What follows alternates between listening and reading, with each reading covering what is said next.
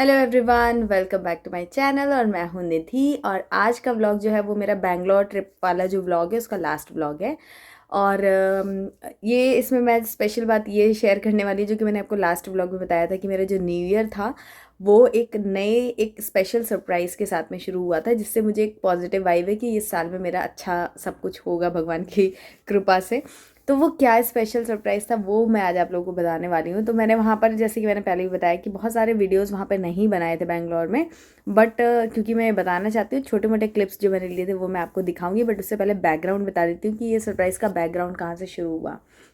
तो मेरे क्या है, बैंगलोर में कुछ फ्रेंड्स रहते हैं, जिनमें से एक फ्रेंड है मेरी शैलजा। यूट्यूब फ्रेंड है वो, यूट्यूब के थ्रू मेरी फ्रेंड बनी और बहुत अच्छी फ्रेंड है। हम दोनों की फ्रेंडशिप ऐसी नहीं है कि हम रोज़ बैठ करके एक दूसरे को कॉल कर रहे हैं, बातें कर रहे हैं, ऐसा नहीं होता है। बट जब भी कुछ प्रॉब्लम होती है या कुछ शेयर करना चाहते हैं तो we are always there for each other. तो उस तरीके से हमारी फ्रेंडशिप काफ़ी अच्छी है। मुझे भी कुछ होता है तो मैं उससे बात करती हूँ, उसको कुछ होता है तो वो मुझसे बात कर लेती है। बाकी तो सब अपनी अपनी दुनिया में यार बिजी है, बच्चे और इन सब चीज़ों में। बट वो मेरी बहुत अच्छी फ्रेंड है। तो हमेशा मिलने का तो होता ही था कि कभी आना तो मिलेंगे, कभी आना तो मिलेंगे, ऐसा करके हम सोचते थे। बट मुझे आइडिया ही नहीं था कि कभी इतनी जल्दी वो कभी आ जाएगा, ये मुझे आइडिया नहीं था। तो जब मेरे टिकट्स हुए बैंगलोर के, तो अभी वो रिसेंटली बैंगलोर में शिफ्ट हुई है, तो मुझे ये तो पता था कि ये बैंगलोर में शिफ्ट हो चुकी है, तो बैंगलोर में जाना हो सकता है। और भी 2-3 फ्रेंड्स हैं, तो सब मतलब था कि मिलेंगे, ऐसा मैंने सोचा था। लेकिन जब टिकट बुक कराई और फिर टाइम जैसे जैसे नज़दीक आया तो मेरे दिमाग में बहुत सारे थॉट्स आने लगे। जैसे कि बैंगलोर जो है ना, वहाँ पे बहुत ज़्यादा ट्रैफिक है, सबको ही पता है। ट्रैफिक का हर एक चीज़ बहुत दूर दूर है, बड़ी सिटी है तो हर चीज़ मतलब काफ़ी दूर दूर है। और क्रिसमस और न्यू ईयर का टाइम था तो वैसे ही हर जगह रश होता है, और सबके वैकेशन है तो कोई कहीं बिजी है, कोई कहीं बिजी है। ये सारी चीज़ें सोच करके मैंने आइडिया ड्रॉप कर दिया किसी को भी इन्फॉर्म करने का कि मैं आ रही हूँ, मुझसे मिलने आओ, ऐसा कुछ। क्योंकि मुझे लगा कि यार देखो, उनके भी अपने प्लान्स होंगे और इतनी भागती हुई सी ज़िंदगी रहती है बेंगलोर, बॉम्बे, इन सब सिटीज़ में, कि लोगों के पास टाइम नहीं होता। फिर मैं जाकर उनको बॉदर करूँ कि यार मुझसे मिलने आओ, तो हो सकता है मे बी उनको अनकंफर्टेबल लगे। और मैं ऑकवर्ड सिचुएशन में पढ़ना नहीं चाहती थी, दूसरों को डालना नहीं चाहती थी। इसलिए मैंने किसी को फिर इन्फॉर्म ही नहीं किया कि छोड़ो, रहने दो, बाद में देखेंगे। अभी तो मैं दूसरे माइंडसेट से जा रही हूँ और अकेले जा रही हूँ। हस्बैंड भी नहीं है कि चलो उनके साथ में कहीं भी जाओ, कोई दिक्कत नहीं है।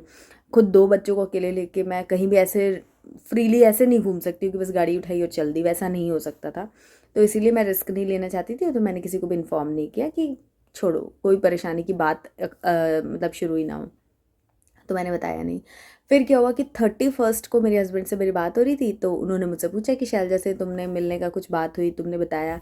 तो मैंने कहा मैंने किसी को कुछ नहीं बताया, और मैंने बस अपने स्टेटस स्टोरीज़ में अपडेट कर दिया कि मैं बैंगलोर में हूँ। अगर कोई बैंगलोर में होगा या कोई जानना चाहता है, तो अगर वहाँ से किसी ने मुझे कॉन्टैक्ट किया तो मैं मिल लूँगी। डायरेक्टली मैंने कहीं अनाउंस नहीं किया था, कहीं किसी को बताया नहीं था कि मैं बैंगलोर जा रही हूँ, सिर्फ इसी कारण से।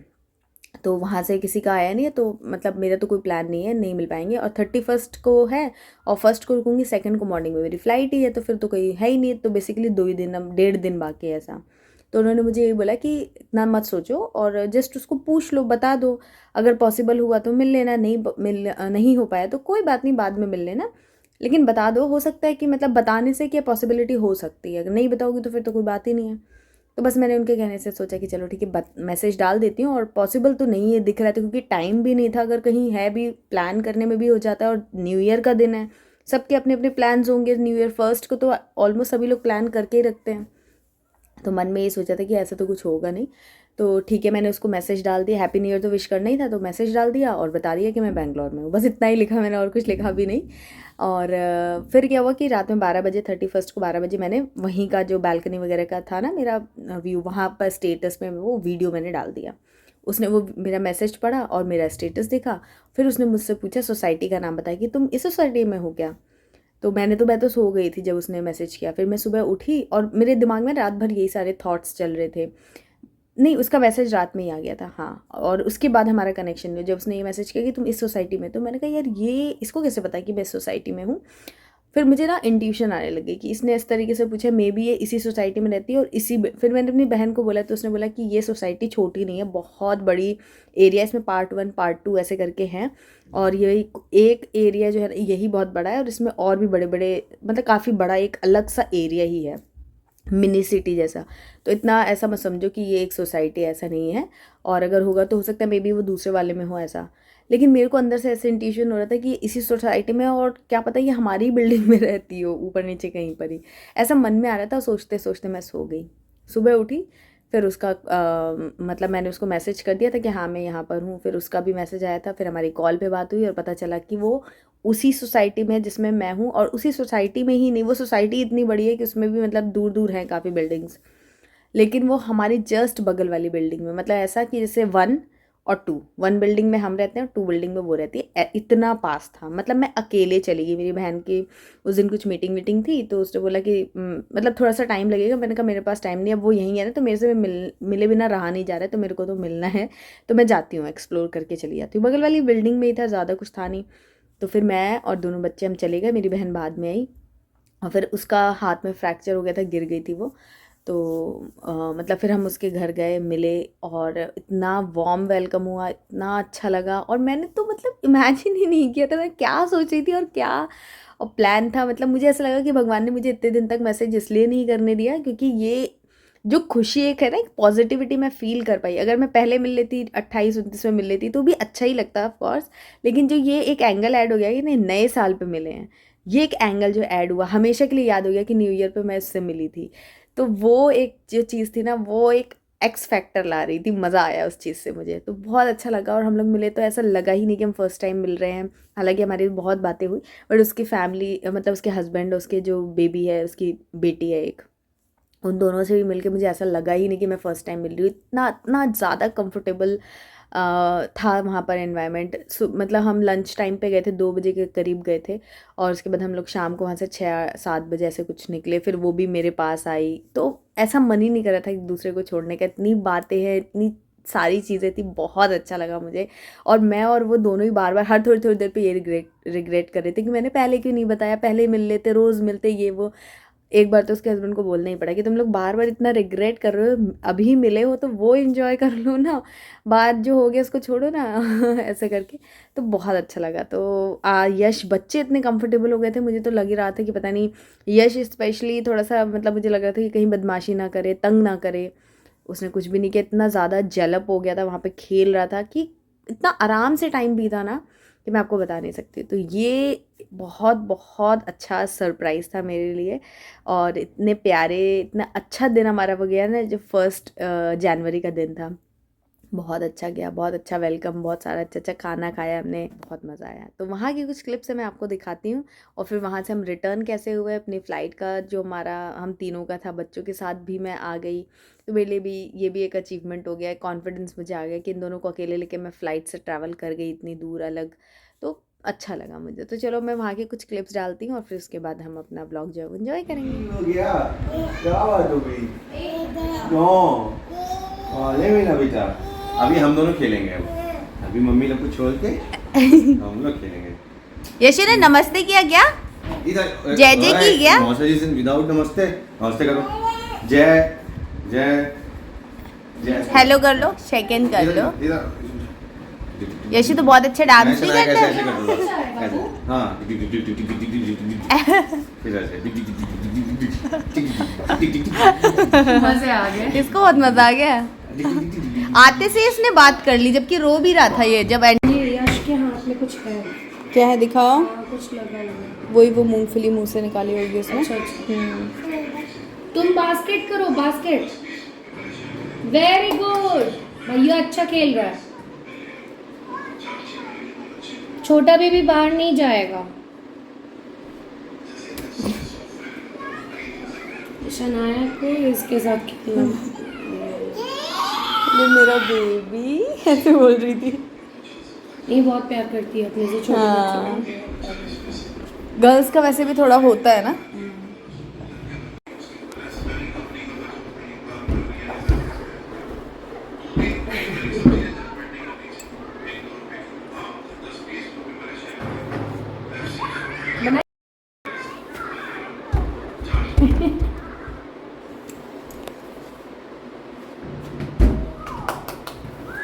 The next day. आरव,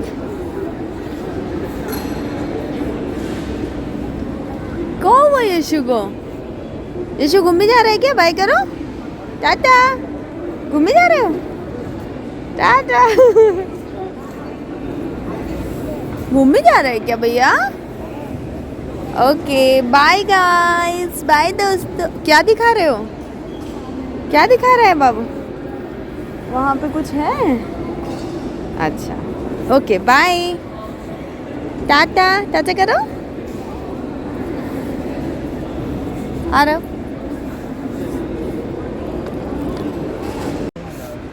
आ जाओ।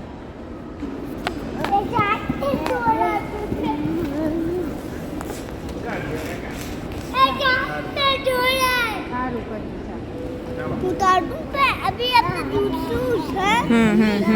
हाँ बाय यशु।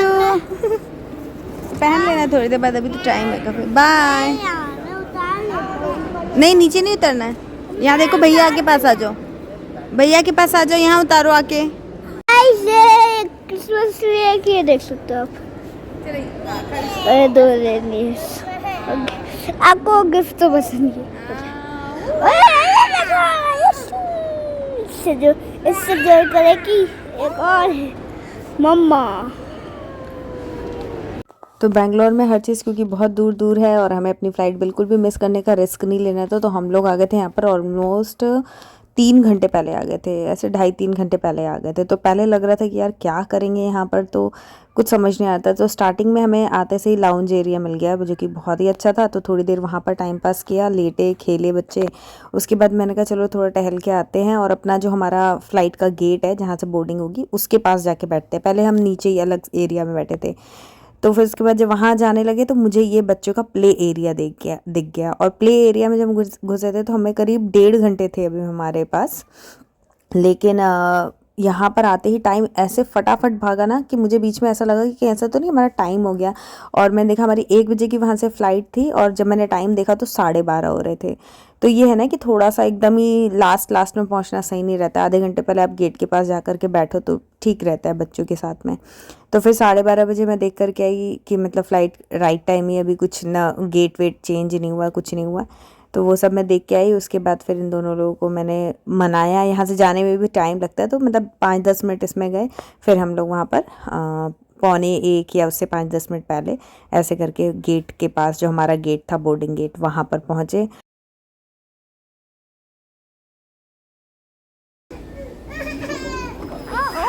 और तेज बाय यशु, टाटा टाटा।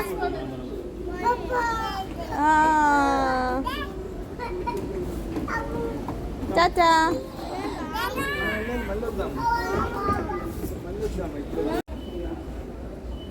तुम अपना करो, उसका ध्यान नहीं है तुम्हारी तरफ अभी। नो यशु, यशु यशु आता है, उसको दीदी को आता है। आप रहने दो, आप रहने दो, वो जाएंगे, आप हट जाओ वहाँ से। ऐसे परेशान नहीं करते बेटा।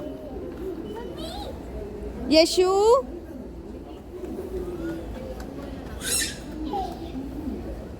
तो यश को यहाँ पर ये मिल गया ना एरिया, तो उससे वो काफ़ी ज़्यादा इन्जॉय किया। ये हमारा वेटिंग टाइम एकदम मिनटों में गायब हो गया समझ लो।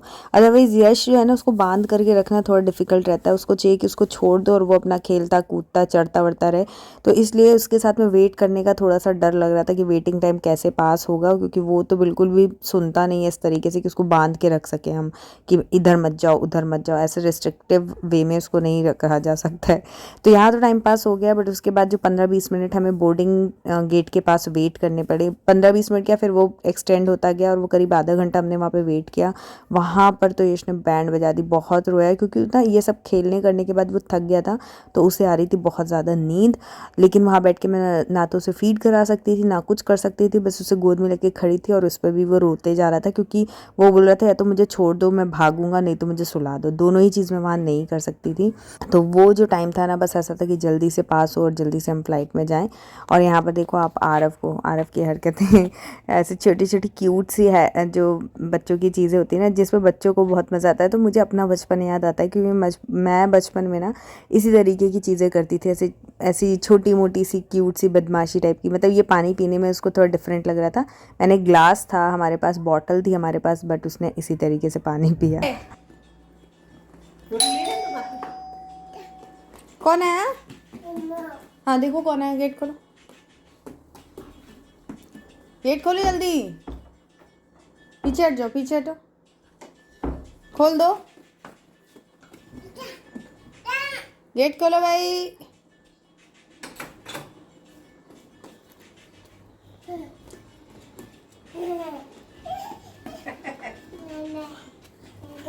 आइयो हैं? कौन आ गया? कौन है? यशु, यशु, पापा अंदर आ जाओ जरा, मैं गेट बंद कर दूं पापा? हाँ करता हूँ बंद करता हूँ। बाय पापा, बाय कर दो, बाय कर दो पापा को। बाय। पापा अच्छा